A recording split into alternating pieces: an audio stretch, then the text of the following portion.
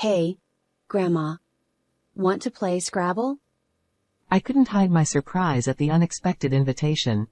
It had been years since I played Scrabble. I only played a few times when my granddaughter Emma was still young. Would she still want to play as a high school student?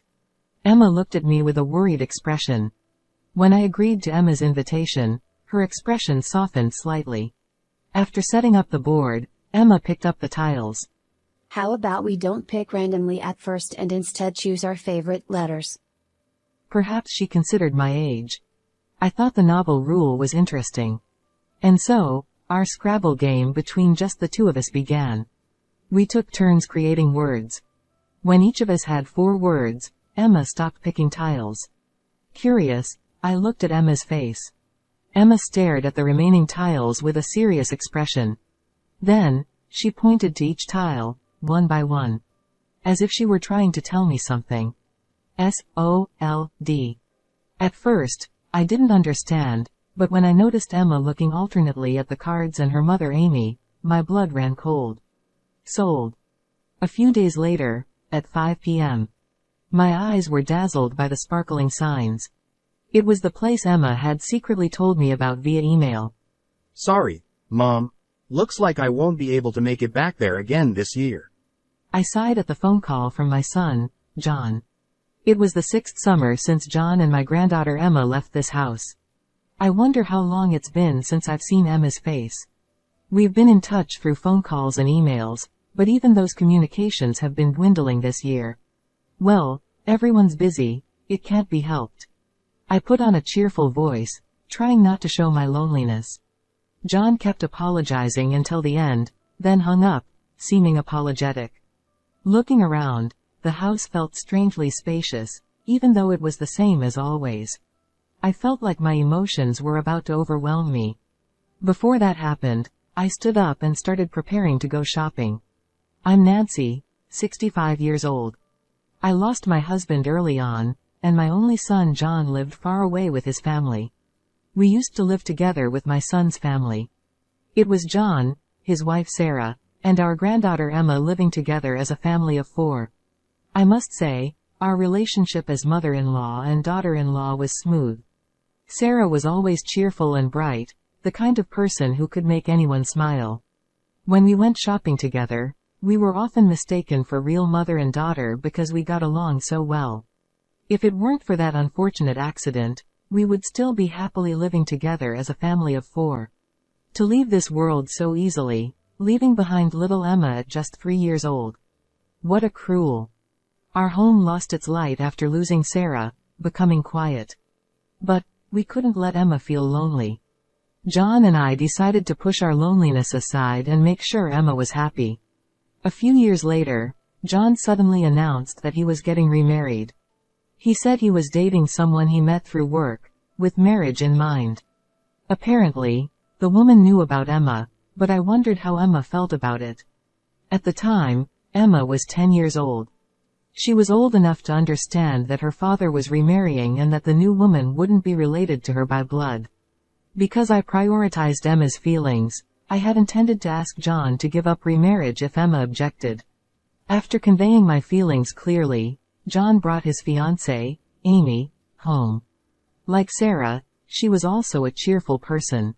She talked to Emma and me without any hesitation, even though we were meeting for the first time.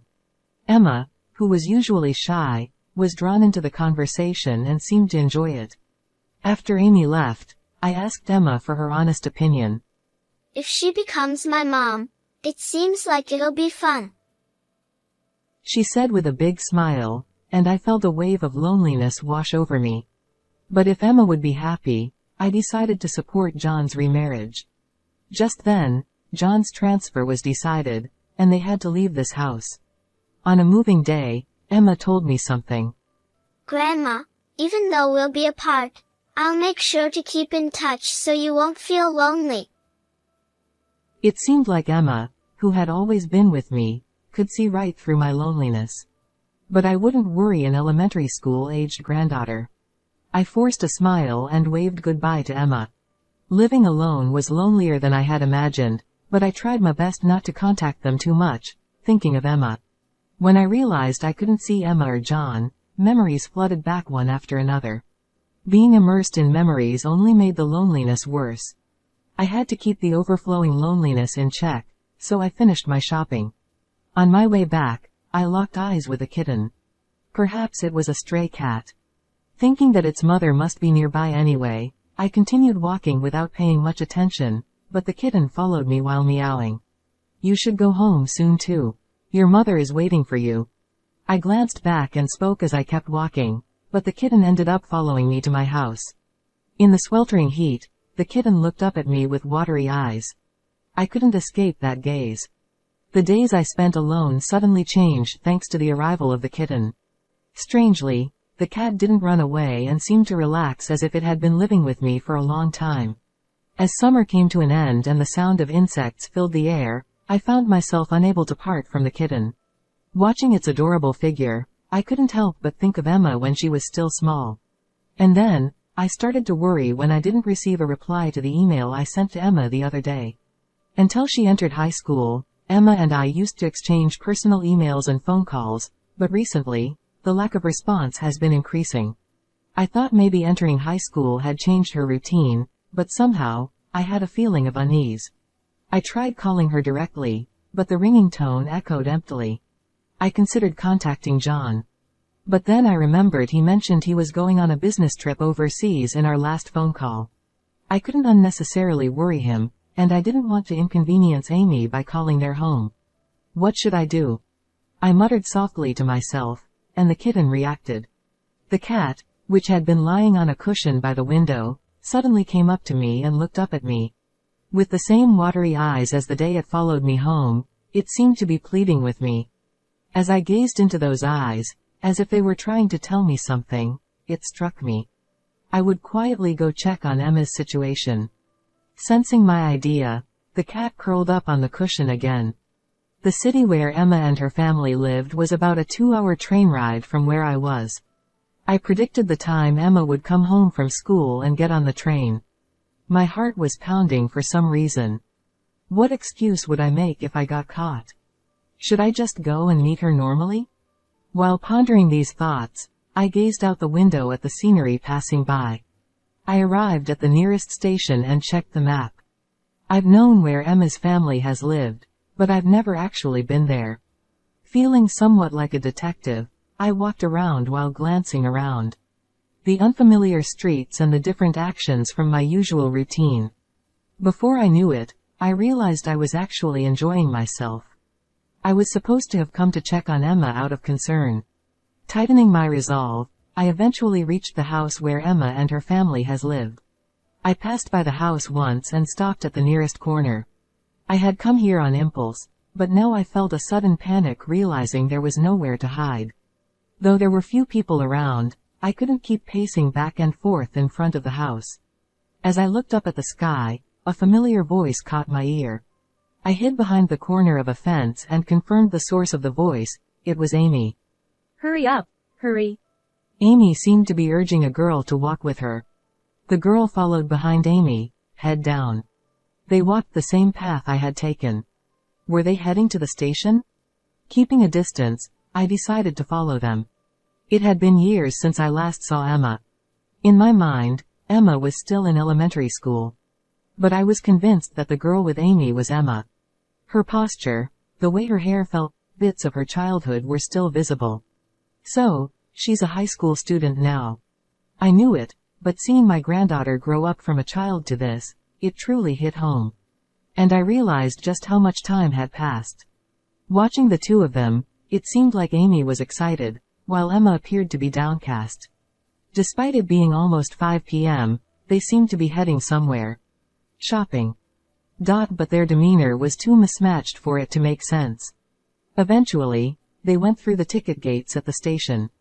I bought a ticket to make sure I wouldn't lose sight of them and headed to the platform. However, as I ascended the escalator, I heard the sound signaling the arrival of a train. Hastily making my way up, I arrived just as the train was departing.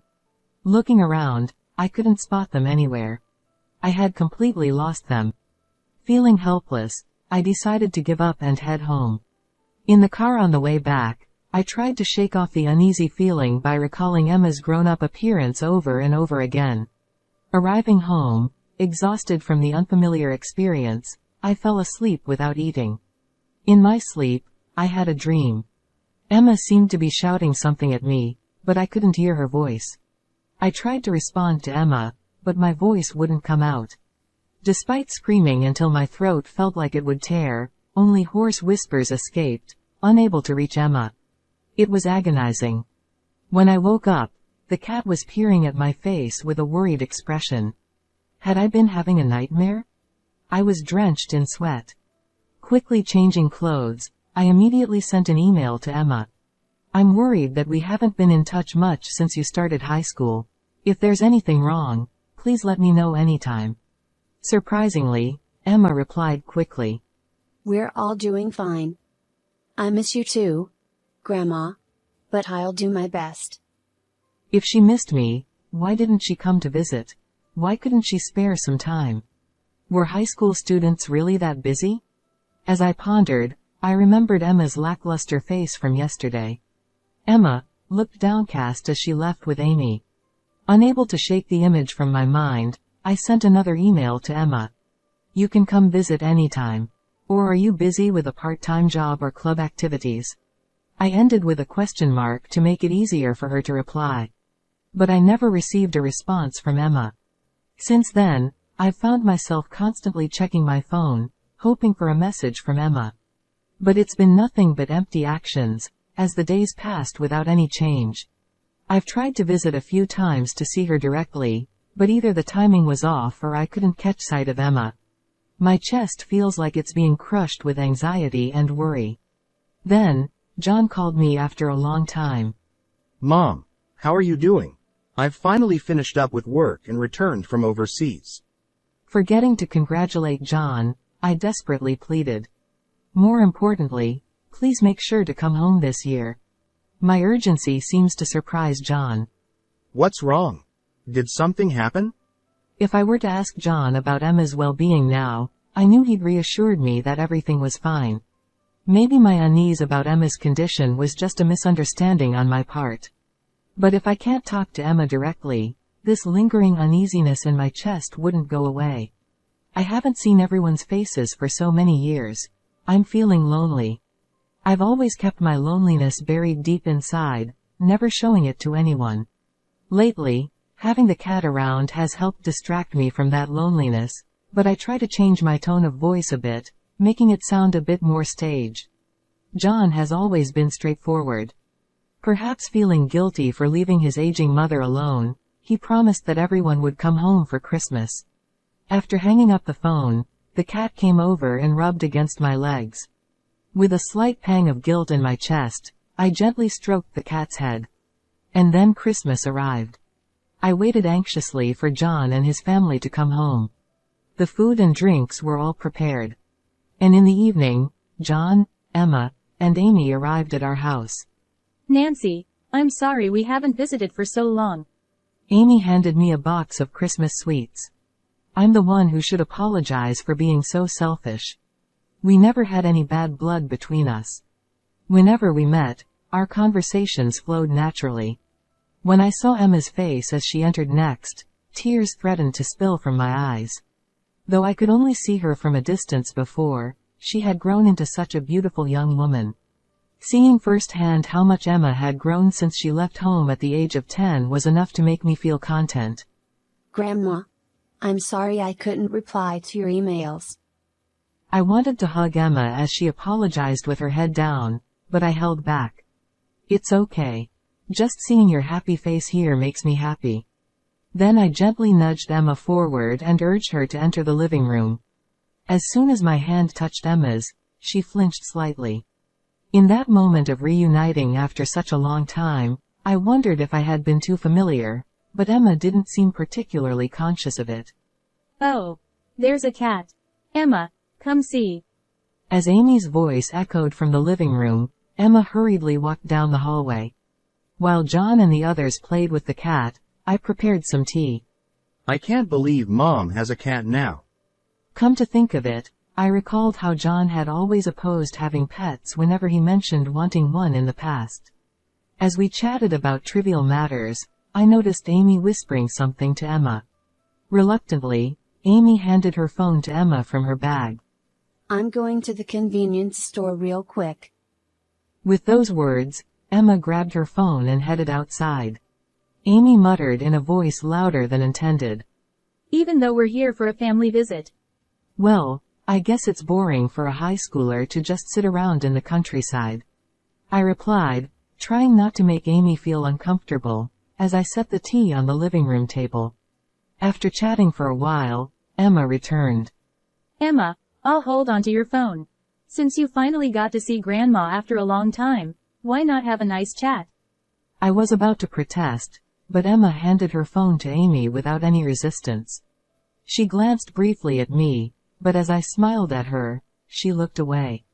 John, seemingly oblivious, chuckled while watching a TV special. However, the idea of a mother holding her high school daughter's phone felt odd. Suspicious, I pretended to prepare dinner while discreetly checking my phone. Then, I received a message from Emma. Mom has been managing my phone, so I have very little free time to use it. That's why I couldn't reply. Glancing at Emma, who appeared absent-minded next to John and Amy, who were watching TV and laughing, her expression was so lackluster that it seemed as if she had lost her spirit. I wondered what I could do for Emma. Perhaps managing her phone was Amy's way of parenting, and I couldn't intervene abruptly. Despite considering various options, I found myself unable to do anything as we welcomed Christmas. The next day, as we welcomed Christmas, John and Amy were drinking alcohol from the morning. Snacking on the dishes I made, it seemed like the alcohol was starting to affect them. In the midst of this, Emma approached me. Hey, Grandma. Want to play Scrabble? I couldn't hide my surprise at the unexpected invitation. Scrabble? It had been years since we last played. We had only played a few times when Emma was still young. Did she still want to play now that she was in high school? Emma looked at me with a hint of uncertainty. Sure. Since we don't have much else to do, let's play together. Emma's expression softened slightly when I accepted her invitation. There should be Scrabble somewhere we used in the past. I retrieved it from the closet, and we both laughed. This brings back memories. After setting up the board, Emma picked up the tiles. How about we don't pick randomly at first and instead choose the letters we like? Perhaps she considered my age. But still, would playing Scrabble with just the two of us work? With various thoughts in my mind, our Scrabble game began. We took turns creating words, and surprisingly, it was quite enjoyable. When each of us had 4 words, Emma stopped picking tiles. What's wrong? There are still some left. I looked at Emma, puzzled. She had a serious expression as she began to arrange the remaining tiles in a straight line. Then, she started pointing to each tile, as if trying to convey something. S-O-L-D. At first, I didn't understand, but when I noticed Emma alternating between looking at the tiles and Amy, my blood ran cold. Sold. Could it be that Emma? No, that couldn't be possible. That could never be allowed. But I couldn't confront Amy based solely on Emma's testimony. I whispered to Emma in a low voice. I'll definitely help you. It might take some time, but just wait for me. Emma nodded firmly, tears welling up in her eyes. A few days later, I lied to John. I told him I needed him to take the day off from work to accompany me to the hospital. Fully believing me, John came to pick me up in his car. All right, let's go. As I walked without getting into John's car, he followed behind me. What's going on, Mom? Where are we going? Until I had evidence, I shouldn't tell John the situation. It's not that I didn't trust my son, but Emma reaching out to me with an SOS might be because she didn't want to worry John. If today's surveillance goes well, it'll be quicker to explain the situation to John later. However, the shock he'll receive would be immeasurable. But, as her biological father, I wanted him to face reality. Besides, I couldn't handle anything that might happen alone. No matter what, I'll definitely help Emma. With that determination driving me, John eventually followed me without saying anything, sensing the seriousness of my demeanor. We transferred trains and arrived at the nearest station to Emma's and their town. Changing trains, John and I got off a few stations ahead. It was 5 in the evening. Dazzled by the sparkling signs, we found ourselves in the place Emma had secretly informed us about via email. What business could we have in such a bustling district? John seemed perplexed. However, I discreetly hid behind the building where the ticket gate was visible, and John obediently followed suit. Soon, 2 familiar figures emerged from the gate. Huh? Amy and Emma. John gazed at Emma, with slightly heavier makeup, and Amy, whom she was leading, with suspicion. I signaled to John, and we trailed behind them. They entered one of the mixed-use buildings, and we followed suit. The elevator stopped at the 4th floor. Checking the sign, the store name was written in Japanese. Why would she bring Emma to a bar like this? It seemed doubt towards Amy had begun to sprout in John's mind. I'm going in, John, I said as we stepped into the elevator and pressed the button for the 4th floor. It seemed like the place was a members-only bar, as we were stopped by the man at the entrance. Oh, sorry about that. I feigned confusion and pushed my way into the establishment. Excuse us. Didn't hear that my dad went in here. We'll get him out right away. John, bowing apologetically, followed me, causing the man to fluster at dealing with the doddering act. Good thing he wasn't a tough one. I thought to myself as I scanned the dimly lit interior, noticing a stage in the back. Bathed in the spotlight, young girls in revealing attire struck poses while the male patrons snapped photos of them. What is this place? John muttered as we stood there dumbfounded. Hey, mister. Don't just stand there gawking. Order something or move along. A waiter snapped us out of our trance. The waiter approached, and I was startled. Excuse me. It seems my husband is here. Sorry, she's just a little forgetful. We'll be leaving soon. As we exchanged those words, the lighting and the music in the room changed. When I looked back at the stage, I saw a familiar girl this time. I wondered when she had changed her outfit. Wearing a nurse's uniform with a plunging neckline and a skirt so short that her underwear could be seen, unmistakably, it was Emma. Cheers erupted from the men, and flashes from cameras filled the air. Amidst all that, her face showed clear signs of discomfort. What is this? Anger trembled through my body. John, too, gritted his teeth in frustration. But we couldn't contain those emotions. Straightening my back, I stormed onto the stage, grabbed Emma's hand, and headed towards the exit of the store. The customers were taken aback by the sudden intruder. Hey, you can't do that, ma'am. The waiter forcefully restrained me. Then John, who had remained silent, spoke up. This is clearly a brothel, but are you employing high school students here? The waiter's demeanor shifted. I work in legal affairs, you see. I have plenty of acquaintances in the police force. John continued. The hand restraining me loosened. This girl is my daughter. You are having fun, aren't you?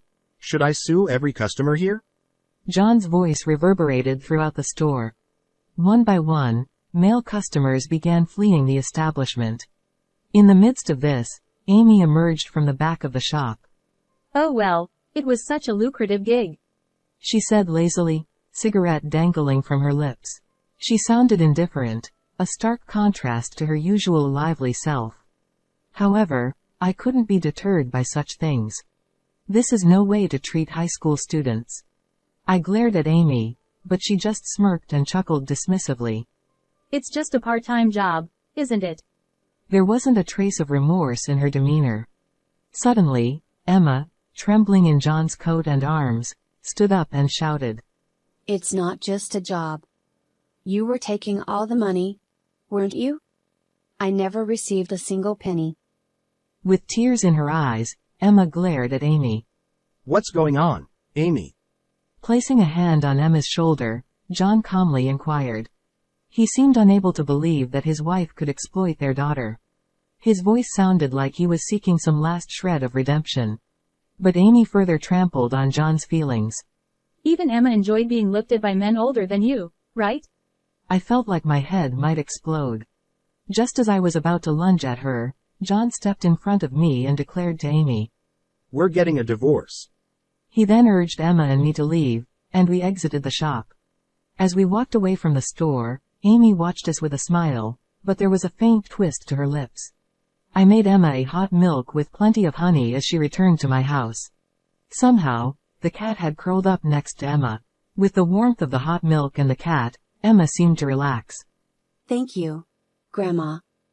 Emma, who had been forcing a smile, eventually broke down in tears as if a dam had burst.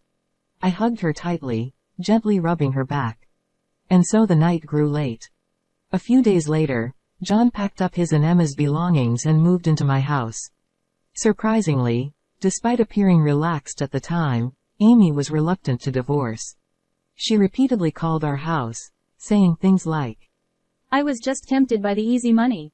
I'll change my ways from now on, so please forgive me. Appealing to me and John, but she never apologized to Emma. Most likely, she was being manipulated by the owner of that establishment. Neither John nor I paid her any attention. Eventually, through a lawyer acquaintance of John's, their divorce was finalized. It seems Amy had been arranging other girls besides Emma at that brothel. She's facing charges not just from us but also from other girls and their parents for coercion into unsuitable work for high school girls. All of this is what we heard from the lawyer. More than anything else, I'm concerned about Emma's emotional wounds. Though her expressions had become more varied over time, I wondered if she was truly okay. One evening, as usual, Emma came home from school and brought out Scrabble. Just like before, she wanted to play Scrabble together.